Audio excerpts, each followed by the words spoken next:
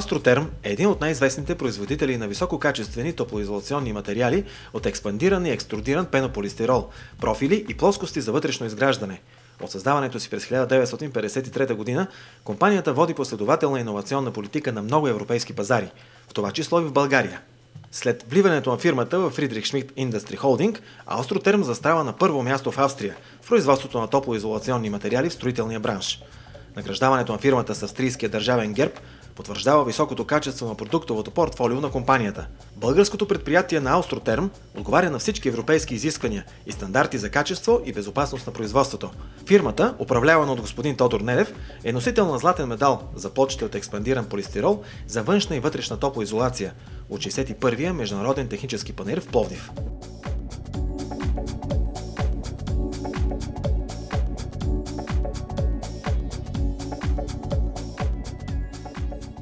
Ние определено твърдиме, че имаме най-големия пазарен дял на българския пазар. 12% беше пазарния ни дял през 2004, а сега сме вече на 28-29% от пазара. Това според нас означава ясна лидерска позиция, т.е. ние сме и за сега най-големите на пазара производители на топлоизолационни плочи от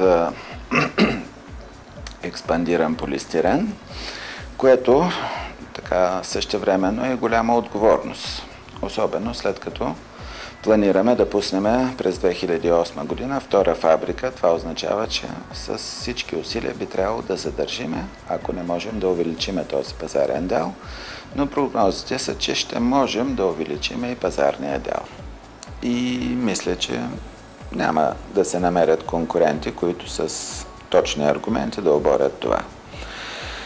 Мисля, че като част от австрийския концерн Аустротерм, който вече има към 17 завода, работещи на територията на Европа, си вършиме добре работата на българския пазар, произвеждаме качествени материали, които наистина са най-скъпите на пазара или едни от най-скъпите на пазара, но сравнени с качествата, които предлагат, все пак това са доста добри решения.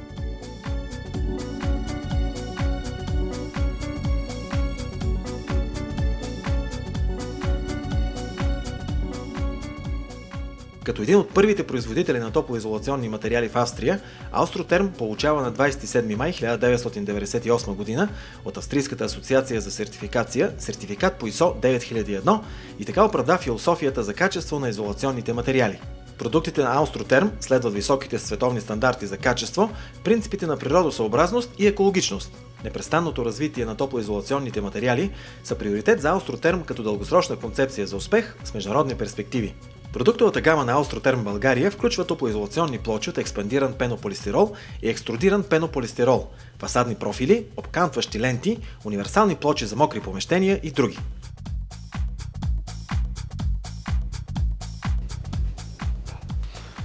Това е стандартната мострена кутия с всички продукти на Аустротерм. Може да се види, че тук имаме 7 вида експандиран полистирен и това розовото е екструдирания полистирен, който служи за периметърна изолация. Това е стиропора, който е с най-ниска плътност и стиропора, който е с най-висока плътност. Ако някой иска да опита това на натиск, при дори и самата структура на двете плочи, показана отблизо, дава ясна представа, че това са два различни материала. Единият материал е предназначен за запълване на кухини, без абсолютно никакво натоварване, а другия материал е предназначен за изолация на пот. И той издържа на натоварване от 4 до 6 тона разпределен натиск на квадратен метър. Това е един нов продукт на Аустротерм, който на практика е предназначен за изолация между греди. Самата плоча е нарязана като хармоника, за да може тя се реже винаги с 1 см по-широко, отколкото е пространството между гредите. И когато се притисне с ръце, тя заема по-малко разстояние, поставя се между гредите и на практика остава там, без допълнителни елементи или нужда от допълнително закрепване. Ето, това може да се види на макета тук. Ето е плочата как е. Тя се личи, че е притисната. Отрязани са две плочи на практика, за да се запълни това по-голямо разстояние. И когато тя се притисне, плочата остава там без никакви допълнителни укрепвания.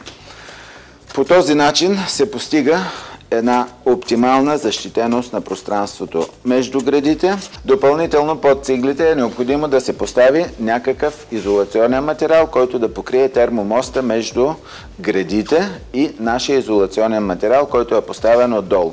В противен случай, ако този материал го няма, това може да го видите на много къщи в България с такъв покрив, без значение с какво е изолирано, дали с вата или с стиропор отдолу. Когато почне да се топи снега, той става на едни вълни, които приключват, т.е. по-рано се топи снега върху гредата, където излиза топлината, а там, където е изолационната плоча, на практика снега остава в един такъв овал. Приемаме, че нашия под е бетоновата плоча, която трябва да изолираме. След това поставяме слоя от шумоизолационни плочи и това сивото играе ролята на бетоновата замазка, която нормално се прави във всяко едно помещение. Това дава възможност, когато някой скача, тича по тази бетонова замазка или пък просто ходи с високи токчета, шума, който се генерира от това скачане, тичане или ходене, на практика не прониква към конструкцията на сградата и не стига до съседите, било то отдолу или отстрани. Това е един пример как се прави топлоизолация на стена. На практика върху тухлената зидария се лепи с лепило шумоизолационния слой, плочата, която трябва да разграничи трептенията на двата слоя. И върху шумоизолацията се лепи гипсокартона, който не позволява трептенията от шума да се предадат в двете посоки. Този архитектурен елемент обхваща термомоста, той стига до грамата и затваря така, че да няма никаква възможност да остане някъде термомост. И освен това, той дава възможност слънчевите лъчи и косо да стигат към прозореца. Тоест, ако си представим, че тук трябва да има 30 см напред изолация, тя по никакъв начин с този архитектурен елемент няма да ограничи слънчевото греене и да ограничи пространството на прозореца. Това е целта на този архитектурен елемент. Ето, с този профил може да се демонстрира това, което на практика може да се направи на една фасада. Профила е с еластично покритие, специално разработено от нашата фирма. Той издържа на всякакви атмосферни условия. Най-старите профили, които са лепнати в Австрия, са лепнати преди 20 години и ние сме много горди от това, че досега няма паднал профил. Освен това, профилът е доста еластичен. Той може на всякакви овали да се лепи. И това ме навежда на мисълта да кажа, че ние сме може би единствената фирма, която за сега в България може да изрязва плочи по зададен предварително радиус.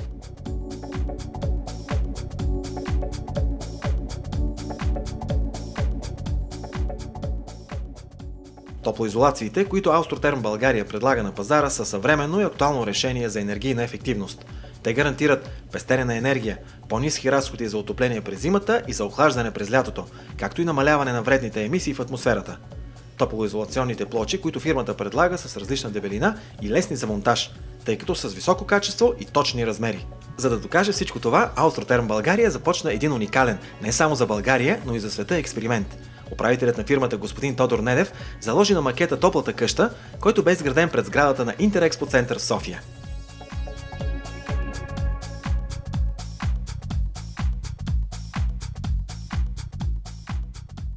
Топлоизолацията принципно е едно съвременно доста актуално решение на енергийната ефективност. Самото обличане на сградите отвън с топлоизолационни плочи или топлоизолационни системи на практика пести енергия, от което всички обитаващи или ползващи сградата имат полза. И логиката тук е съвсем елементарна. Колкото са по-дебели плочите, толкова е по-добра топлоизолацията. Примерно в нашите рекламни материали имаме разработен пример. Без топлоизолация, по наши изчисления, за едно жилище му трябва годишна консумация от 2500 литра котелно гориво, което да гарантира отоплението на това жилище от 100 квадрата. Ако има 8 см топлоизолация, може да бъдат спестени 44% от тези разходи за енергия и там ще отидем на около 1400 литра котелно гориво.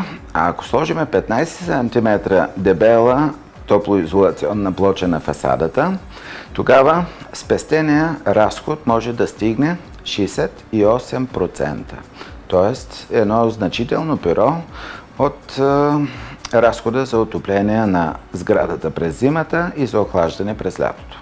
За топлата къща е използван материал, който е произведен тук при нас в фабриката. Това е фасаден стиропор или фасадна топлоизолационна плоча Аустротерм, но с дебелина 30 см, за да може да се приближим максимално до изискванията на така наречената пасивна къща и да гарантираме, че загубите на топлина от тази къща ще бъдат действително минимални и ще имаме все пак топла вода на 96-я ден, когато трябва да отворим тази топла къща.